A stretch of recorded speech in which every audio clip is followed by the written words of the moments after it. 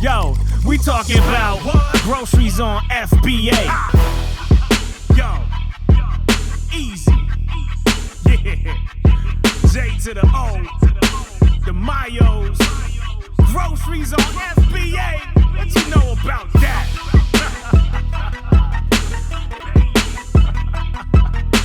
Step your game up, suck it.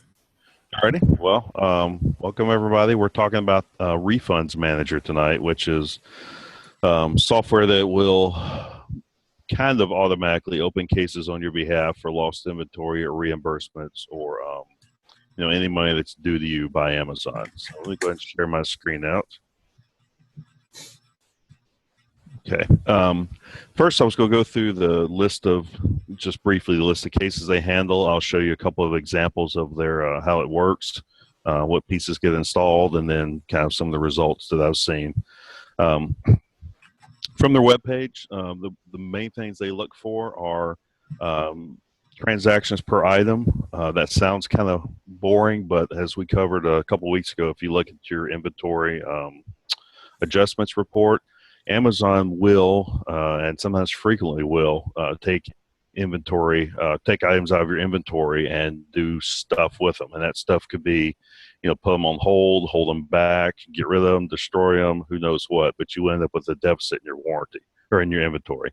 So this software goes through and actually reconciles each item, how many you sent in, how many have been sold, how many were returned, how many were transferred, how many are on hold, and if there's any discrepancies, they will open a case for it.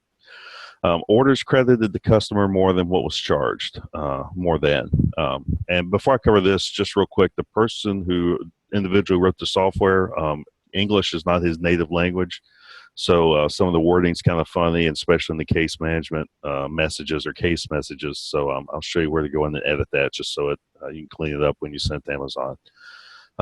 But these are orders where Amazon will sometimes do a goodwill credit or a customer satisfaction credit, where if they say a customer buys an item from you for $20 and they receive it and they're really ticked off, or the Amazon customer rep is feeling really generous that day, instead of just giving them a $20 refund, they'll give them $30, $40. I've heard in excess of a couple $100 over what they actually paid.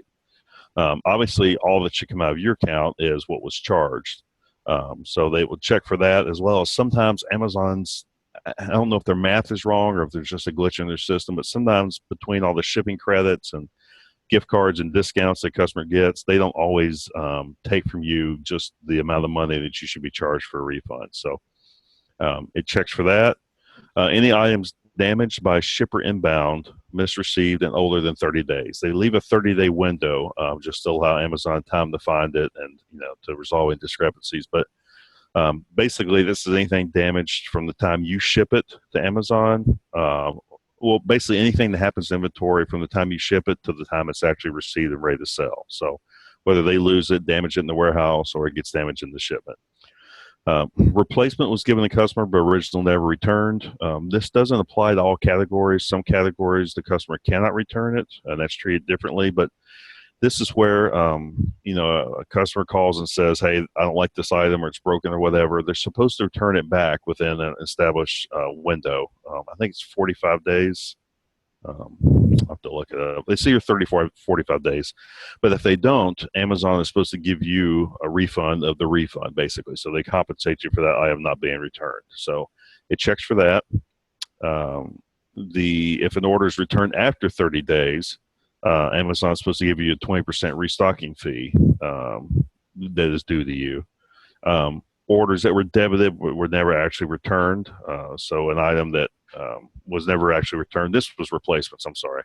If something's broken and they send the customer another one, they're supposed to return the broken one. These orders debited but were never actually returned were items that were actually just returned, and they didn't get returned within the established window.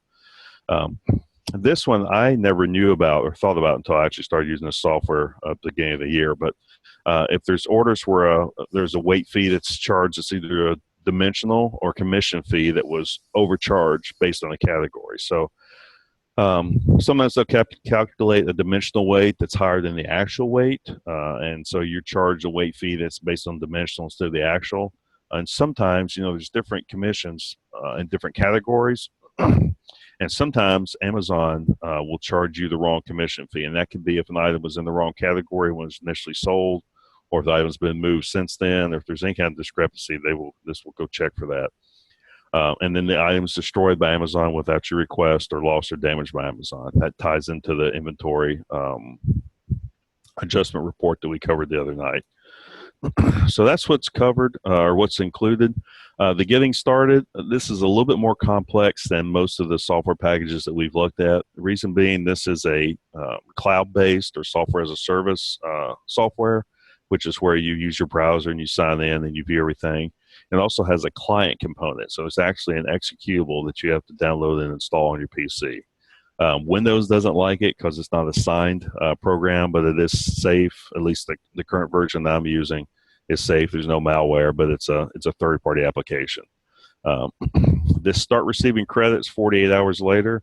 What that really means is you'll start seeing stuff happen 48 hours later. So it's kind of confusing once you first get set up on it and start running it. You will see some messages here and there, but absolutely nothing will happen for at least 48 hours. Excuse me. And talking with the developer, the reason for that is, they're going back to just about the beginning of time, looking at all of your inventory, all the inventory you've sent in and sold. They narrow that down to just the time frame that they can actually get reimbursements for, but they have to start with a baseline of all your inventory. So they're building a database for each customer to basically track all of your inventory and track what Amazon does with it. So since they can't really run that full tilt, I guess, because of the Amazon API, they do that in chunks. So that's why, depending on your inventory size and the age of your account, it could take, up to 3 or 4 days before you see anything happen. This software, as I've mentioned several times before, is kludgy at best, and I don't really mean that as an insult to the developer, but it was designed and developed by a programmer without really a lot of regard for the user interface or the slickness or the prettiness of the actual application. So a lot of it's kind of clunky. There's a lot of manual steps. It's not really a really super easy application to get set up and use initially. However, I searched for an alternative to this for the past couple of years, ever since it came out, and there's no one else that is doing any of this program-wise that's actually selling it as a service. There's virtual assistants you can train to do this. There's a couple of services that do most of it, but this is the only software package that automates this entire process. So, excuse me, it's one of those things where, you either kind of put up with the idiosyncrasies or you do it yourself manually, which is quite an undertaking. Their fee, as Sean mentioned in the Facebook announcement of tonight's webinar, their fee is 25% of what we recover for you. Now that sounds high, but bear in mind there isn't a setup fee and there is not a monthly fee. So it's absolutely 100% free to you unless they find something that you've missed on your own. So, and they only consider the cases they open, and they take percentage. So once we get into my view, as you'll see, I keep pretty tight tabs on my inventory, so I have very few things fall through the crack. And a lot of stuff I will catch and open cases on myself. You don't pay a 25% commission on that. It's only 25% of the things that they find that you didn't find that they successfully recover money for you. So, 25% is high, but it goes back to, would you rather have 75 out of $100 or 0 out of $100? If it's money that you couldn't find or you would go lose out on anyway, then 25% is fairly reasonable, I think. So that's just an individual business decision for each of you, but that's the fee that they charge. One caveat to that, if and when you sign up, make sure that you either when you sign up or shortly after, open a ticket and request to have the reporting functionality turned off. And I'll get to that a little bit later in the webinar, but that is an extra fee and that's a monthly fee. I didn't really get that much value out of it. If you are highly technical and aren't using some of the other tools we discussed, it may be a good deal for you, but it wasn't for me. But they tend to turn that on automatically, and then you'll see a bill 30 days later for it. So let's close that out. I went to the settings, manage case message screen, just to show you the different cases they will open and how they word it and what they're asking for. So the first one is probably the most elusive for me to do myself or for anyone, and that is missing inventory. Uh, and basically, from the way they word it in the fields, basically, this is the report where they're taking your beginning quantity of inventory, how many were received, how many were returned, how many Amazon found, how many were ordered, how many were removed, how many are left in stock. They're doing all that math and saying, okay, there's 4 items four of this item that we can't account for. So they will open the ticket with Amazon, the actual case, saying, please check this SKU, give them all the information they need, word it, and ask for the reimbursement. This is one, like I mentioned, to do this yourself is a lot of work, especially if you've been selling for a long time or have a lot of inventory. Like for Sean's account, I can't even imagine taking every one of his inventory items and calculating everything that he's done with each one and just to see if there's any missing. So this is probably what 90% of my reimbursements come from that they find is these. Return never reimbursed. This has been a topic in several of the Facebook groups for the past, well, especially the past 2 weeks, but for ever since I've been selling Amazon, this has been a hot topic where if a customer, if there's a return that a customer doesn't return the actual item or there's some issue where you should get that money back, Amazon won't always instinctively do that for you or automatically do that for you. So this is, they're saying in the message that these orders are still as reimbursed, but there's no reimbursement for them, which is where, you didn't get the reimbursement. So they open that order. Order returned after 30 days. This is the restocking fee, 20% restocking fee. The software accounts for this during holidays, but of course, there's extended returns during holiday season. So this may or may not apply at that time, but typically this is something they will check for. Items not received. This is where, you say you shipped this, they only received X, there's a discrepancy. You can do this through the Manage FBA shipment screen. We covered that a couple of weeks ago. But as you also noticed when we covered it, Amazon will sometimes close out your shipment even if there's a discrepancy. So they won't automatically go in and say, hey, you shipped 10, we only found 8. There's an issue. Do you want us to look at it? They'll just say, hey, we received 8. It's been a week. He didn't say anything, so we're closing the shipment. So if you, like myself, if you go in and watch every shipment like a hawk and do the tickets right from the Manage FBA shipment screen, this will probably never apply. But if you don't, or if you've been shipping for months and never looked at it, this will go back and catch those. Let's see, what was that? This feedback removal request, they also have a feedback management component that costs extra money that I don't use. So this is blank basically. Inbound damage, this is where it's distributor damage essentially, which is UPS or whoever you use for inbound FBA shipment. The wrong weight, this is where the estimated weight charge ended up overcharging you for the weight fee. Wrong pick fees. This is for different categories. If the pick and pack fees are different, or if it deviates from what they should be on the actual sale. I've never seen any of the wrong weight or wrong pick fees, so I'm not sure how often those occur or what the circumstances are, but they do check for those. This is one of the excessive refunds that I spoke about, where Amazon will give them extra money back, and that money will come out of your pocket sometimes. The item not returned. Let's see, removal. This is where, not a disposal, but when you submit a removal order to have some of your inventory sent back to you, if it's never received. So when Amazon ships it, they have a tracking number. If that never gets delivered, it will go back and check this for you. This is, I think, really easy to keep tabs on for me. But if you're doing a huge volume, obviously it can be hard to keep tabs on that. Distributor damage again. Sometimes if an item's damaged, especially if it's like a liquid or something that causes a mess or an issue in the warehouse, they will go ahead and destroy it. And sometimes I guess Amazon could not reimburse you for it. I've never seen that, but if that does happen, they check for that as well. Wrong commission fees, a return never reimbursed, a replacement not reimbursed, items lost. This is for when it shows up as lost by warehouse. Sometimes they'll show up as found a few days later.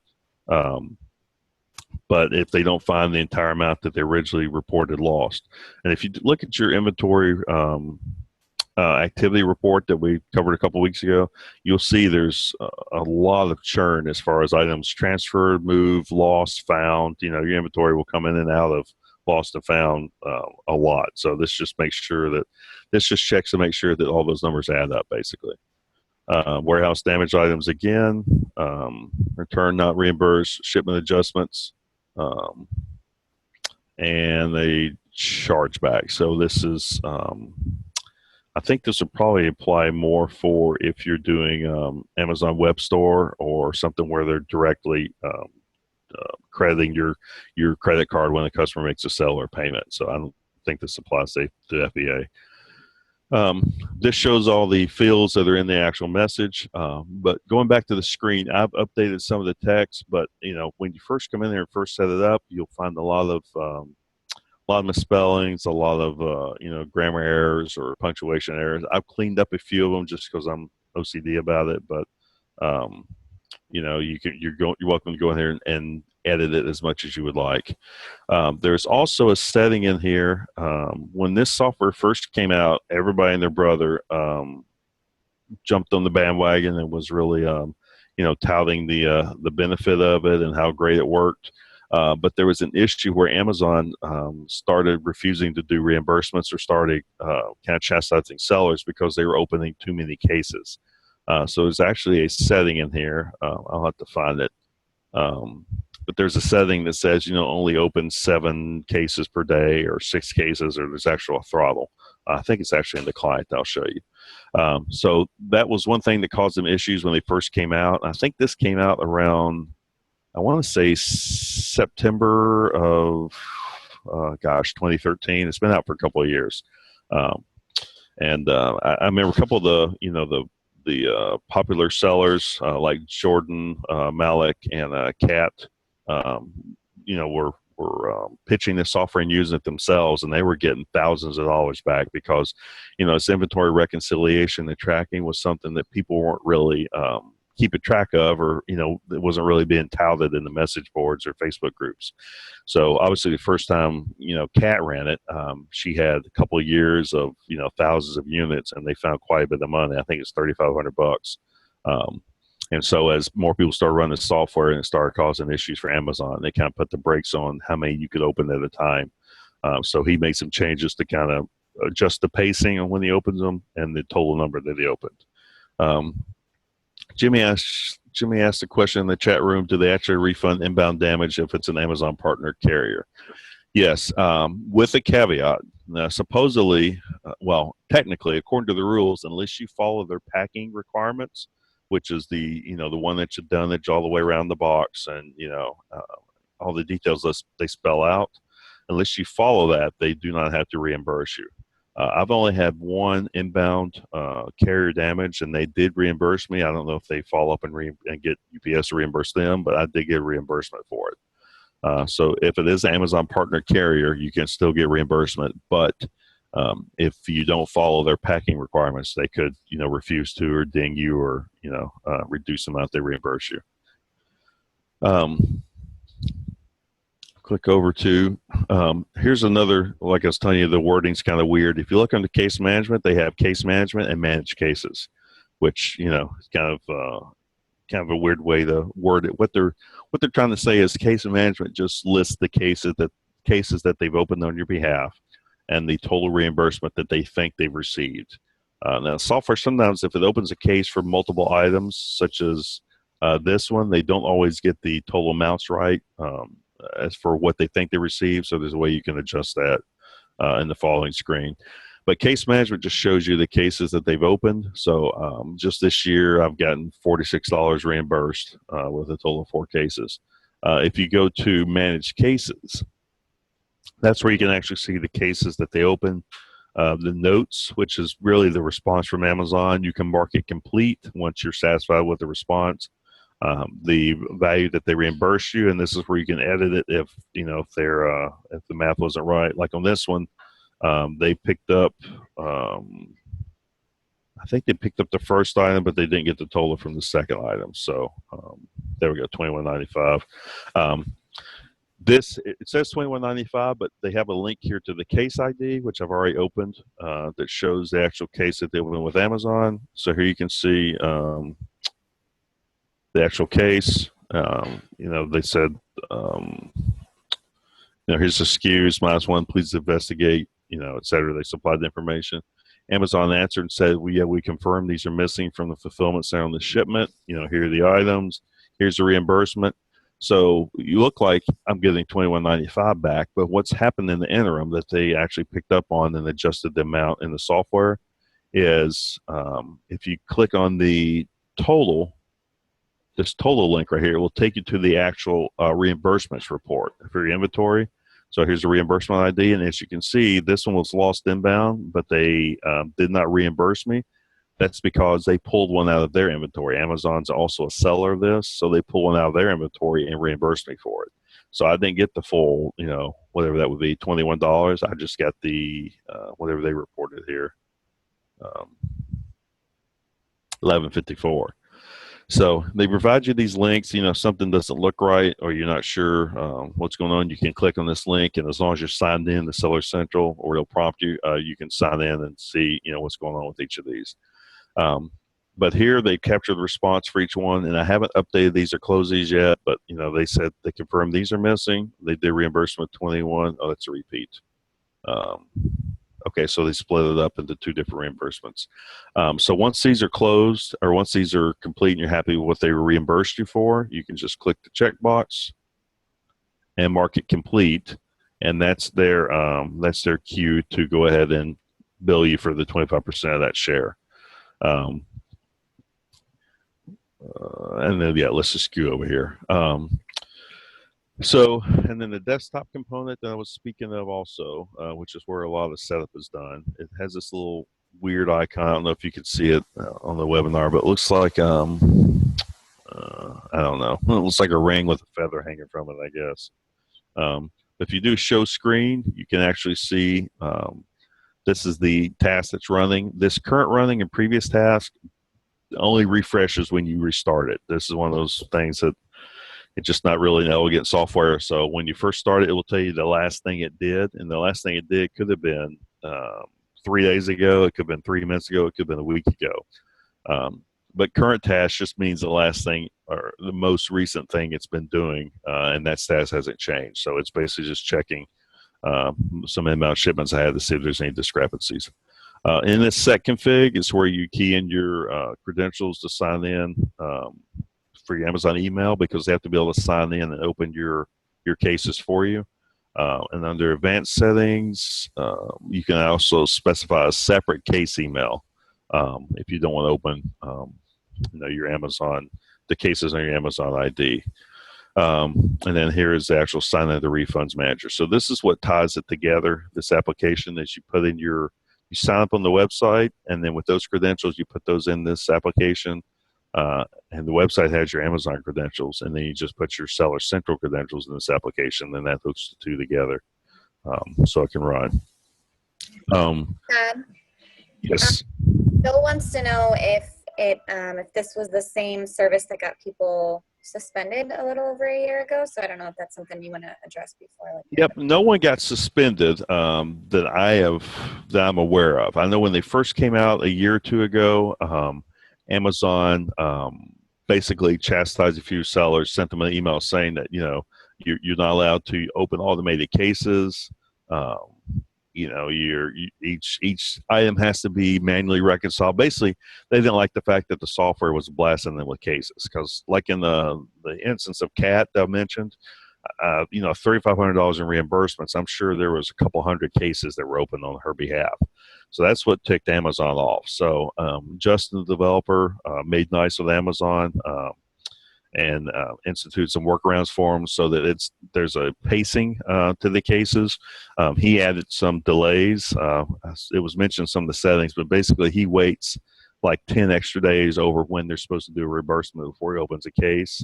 And you can actually, if you don't trust the software opening cases for you, which is perfectly understandable, you can set it to not open cases. This automate case register, if you uncheck that, it will not automatically open cases for you.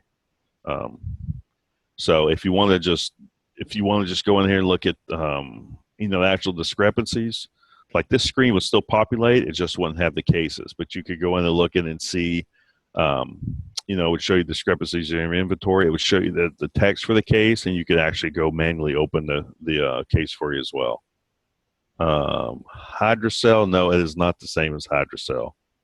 Selleractions.hydrocell. Let me see if that's even still active. Click over here.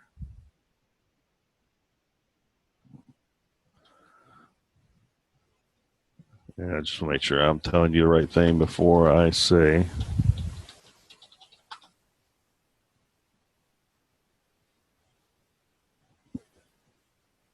Selleractions.hydrocell.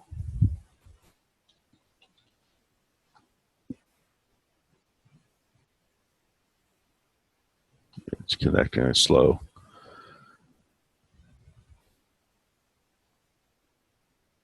Okay, that's not coming up anymore. I'm 99% sure. I will go back and check my emails because I remember when that happened. I think that was, I'm trying to think what that product did. It was similar, but I don't think it was the same exact product. But let me check on my notes and I'll post back on that. I've been using Refunds Manager since really the first month it came out. And have never had an issue with Amazon on any of it. They've, paid out all the tickets that have been opened. Never had them really fight anything, to be honest with you. Hydrocell is the software as a service that burnt people. Yep. I'm positive it's not that same exact package. I can't remember for sure exactly what that package did though. But yes, this one, as we talked about in the beginning of the webinar, this one did cause issues when they first came out. As a matter of fact, it shut down for, I don't know, maybe a month or two. The service actually shut down because of the issues.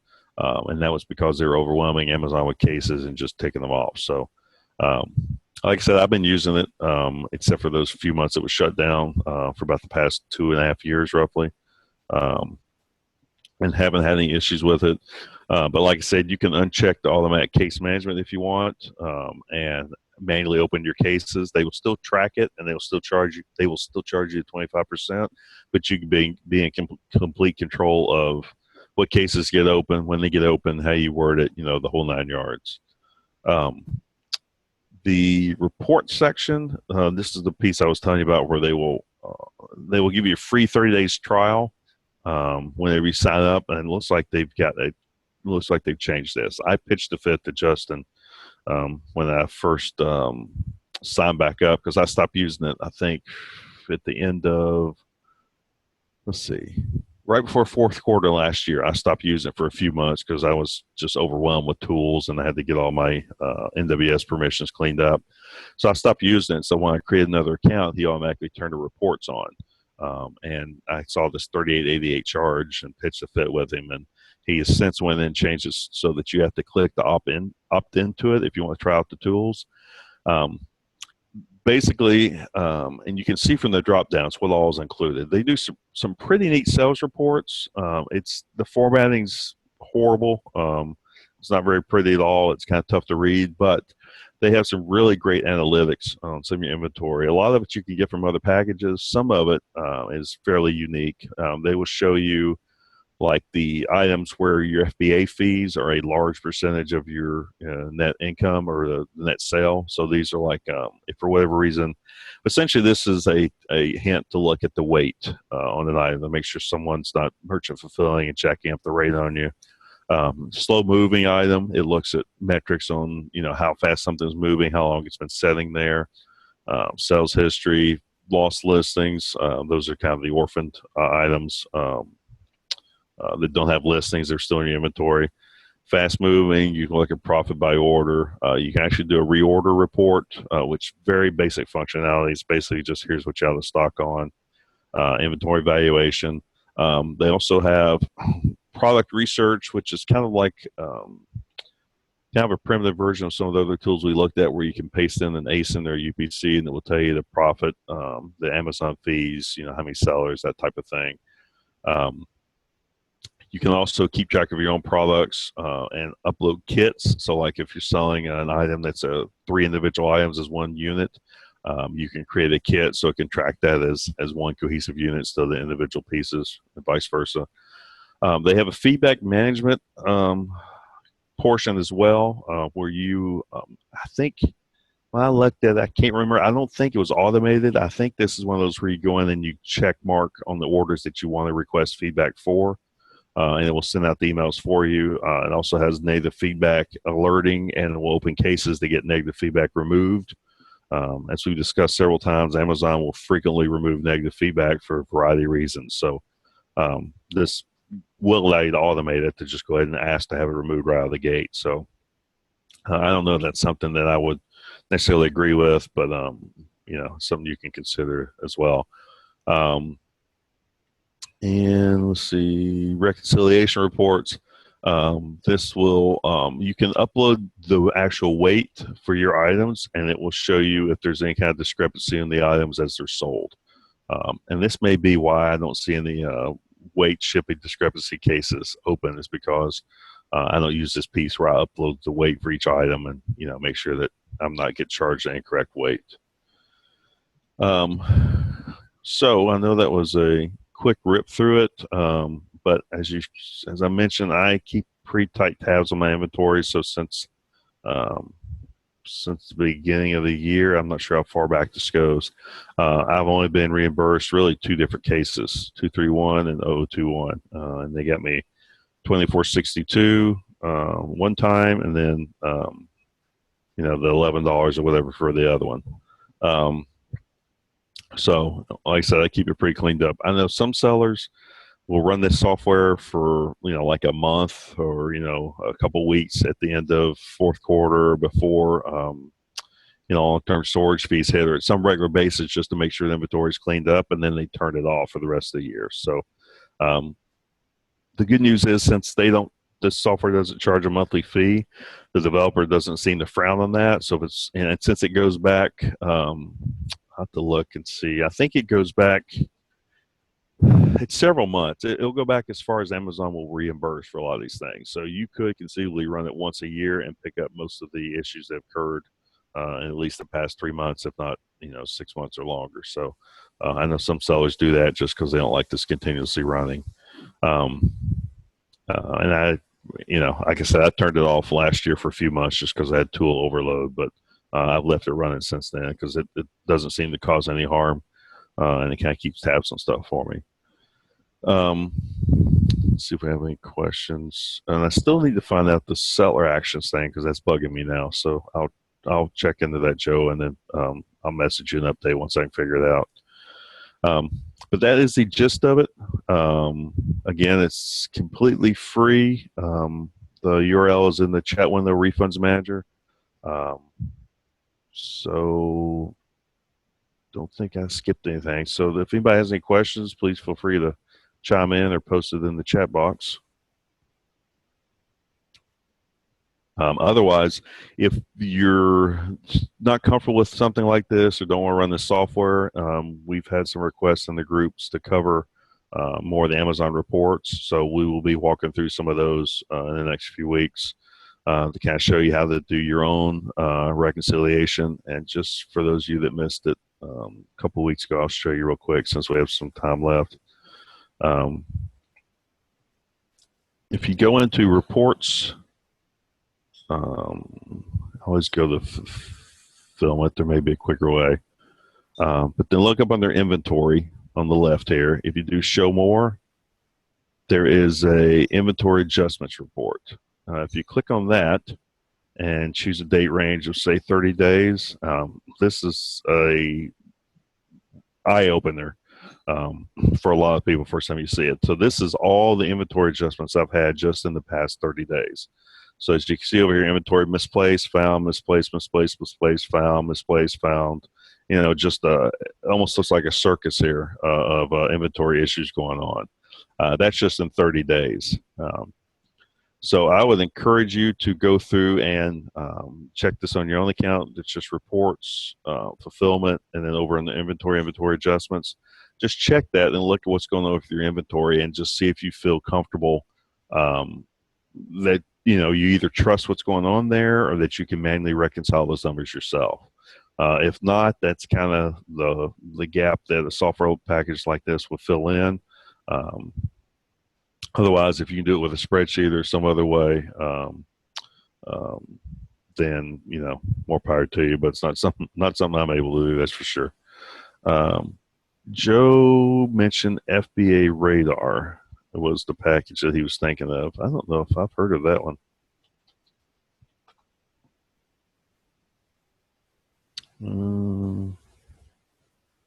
Josh and Simon from FBR Radar. The developer behind RefundManager is Justin. So e-commerce money for nothing and FBA Radar. Okay. I will look into this and see what this, DNA Hydrocell, you're right. Hydrocell LLC. I do not know exactly what this package does, but I will check into it because that's interesting. It looks like they've shut down at this point anyway, so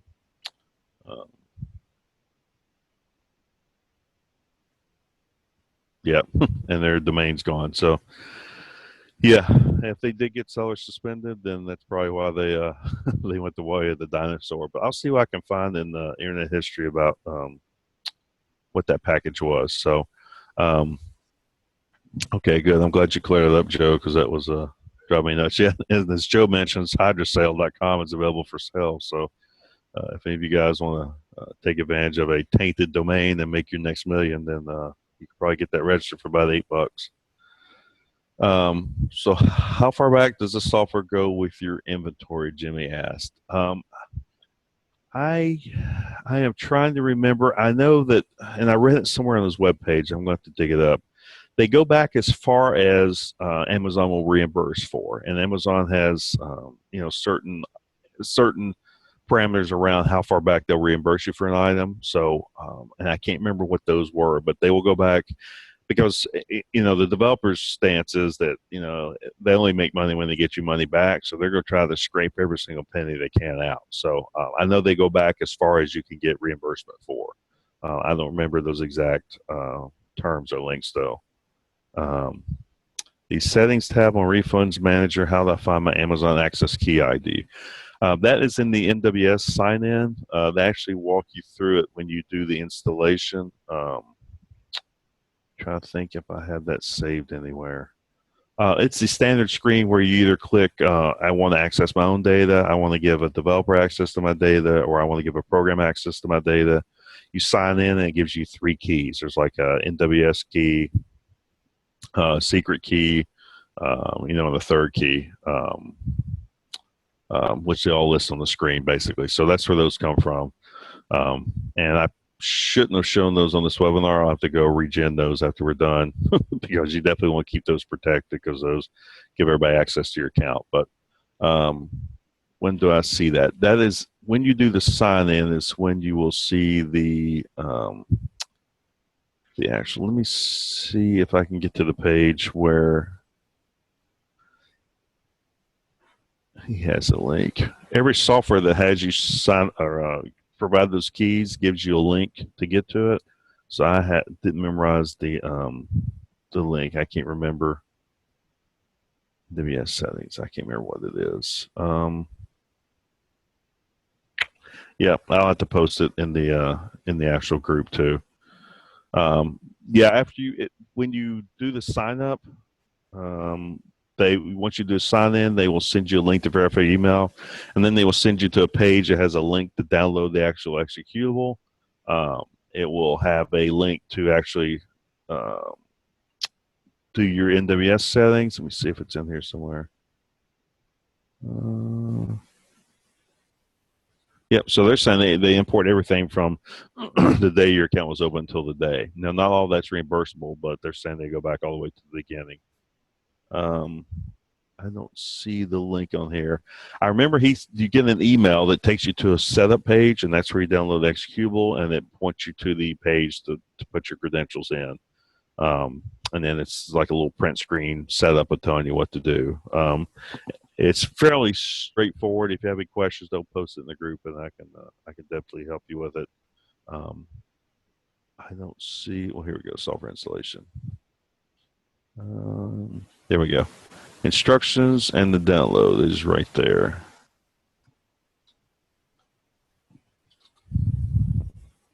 There we go. This is where you add them as a user ID, so they can go in and pull different reports. Here's where you download the actual executable. Here's the actual setups. Yeah, let's see. Yeah, I don't see the link on here either. I remember seeing it in the setup because I don't have that bookmarked anywhere, so I always just click on the link whenever someone has me do the instructions or the authorization. The executable, yeah, you should only run it from one computer. Was a question in the chat group. It will only run on Windows. It does work on Windows 10, but it won't run on Linux. It won't run on a Mac, Apple operating system. So you do have to run it from Windows computer. And you only need to run it from one. It just runs in the background. It sits down here on the taskbar. It's this icon right there. And just kind of does its own thing. You probably could run it on both, just not at the same time. I would just honestly, since this isn't really something that has to be running 24/7, because it will go back and reconcile everything since the time it last ran.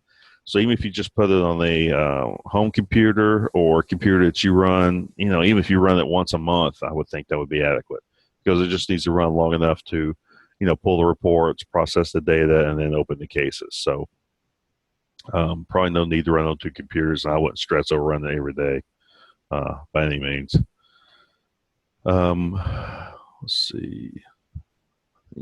Yeah, his demo basically just shows you the same thing. It doesn't work. Okay.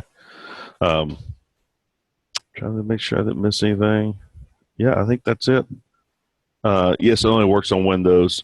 I don't have it's stated to only work on Windows. Let me add a caveat there. It's a MSI file, which is a Windows operating system installation file.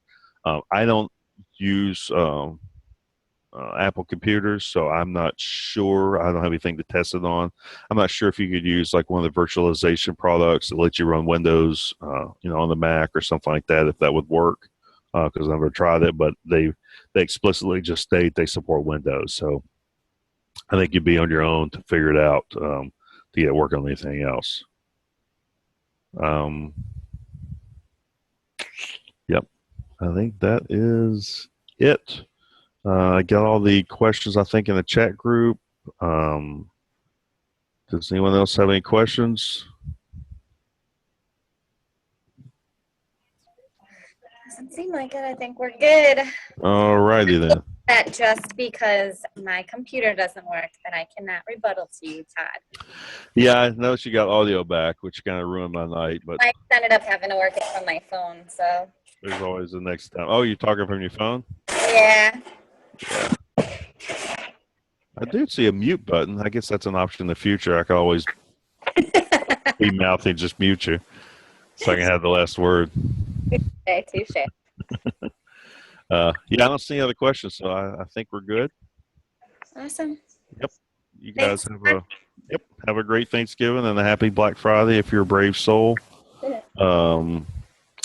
Jimmy actually did have one comment, and Valerie, maybe you can answer. He said that sometimes he forgets about the webinars and was asking if we've ever thought about setting up automatic email reminders. It's something I can talk to Sean about for sure and see, how we could go about doing that. But it may be, we'll definitely look into it. Gotcha. Okay, well, we'll definitely look into it for sure. We took the tab on time, so, and I know that today is also a lot of people are getting ready for the holiday and whatnot, so that's also, affect it. But we're definitely looking at some other options. We know a lot of people want to make it, but just can't, so we're trying to figure out how we might be able to get that. But yeah, absolutely. Thank you so much for the, for the suggestion, and we'll definitely discuss it for sure. Cool. And Joe says +1, so he agrees with that too. Sounds good. Good All right, deal. we'll get into it, guys. Thanks so much. Yep. Talk to you later. All right, bye-bye.